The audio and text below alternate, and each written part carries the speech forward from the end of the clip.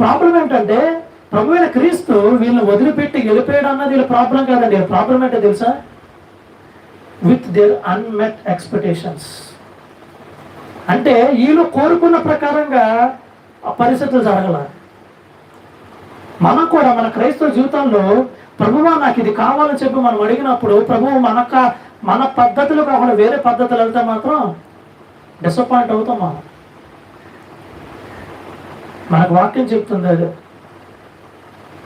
అసలు మనం కూడా అదే ప్రశ్నించుకుందాం. వాళ్ళకి ఏంటంటే మనం అనుకున్న ప్రకారంగా పనులు జరగకపోతే డిసప్పాయింట్మెంట్ వస్తుందా, లేదా ఓకే చూద్దాం అనే ఒక విశ్వాసం వస్తుందా? ఇక్కడ పాపం శిష్యుల పరిస్థితి అదేనండి, అర్థం కావట్లా.